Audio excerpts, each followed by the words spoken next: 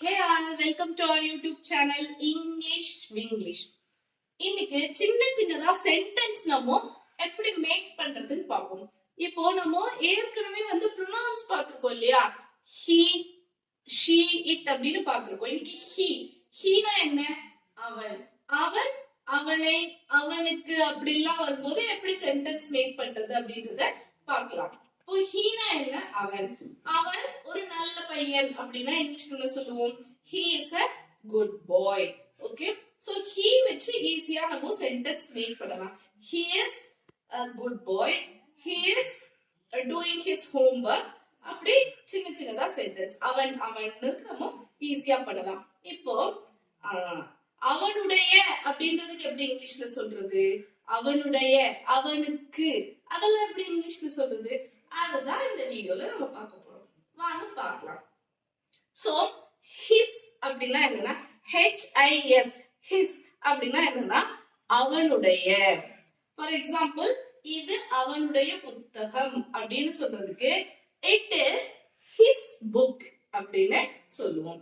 இது அவனுடைய பேனா அப்படின்னு சொல்றதுக்கு it is his pen அப்படின்னு சொல்லுவோம். சோ அவனுடைய அப்படின்னு சொல்றதுக்கு his அப்படின்னு சொல்லுவோம். இது அவனுடைய பை அப்படின்னு சொல்றதுக்கு it is his bag அப்படின்னு சொல்லுவோம்.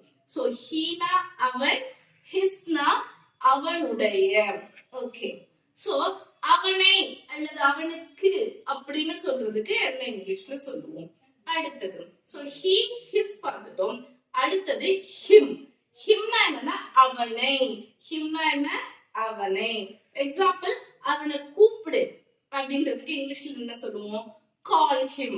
ஓகே, அவனை கூப்பிடு அப்படின்றதுக்கு என்ன சொல்லுவோம்? call him. அவனை கேளு அப்படின்றதுக்கு என்ன இங்கிலீஷ்ல சொல்லுவோம்? ask him. அவனை கேள் அப்படின்றதுக்கு இங்கிலீஷ்ல ask him. ஓகே, ஓகே, அவனை படிக்க சொல்லு அப்படின்னா இங்கிலீஷ்ல என்ன சொல்லுவோம்? tell him to study. Okay, tell him to study. அவனை ஹோம்வொர்க் பண்ண சொல்லு.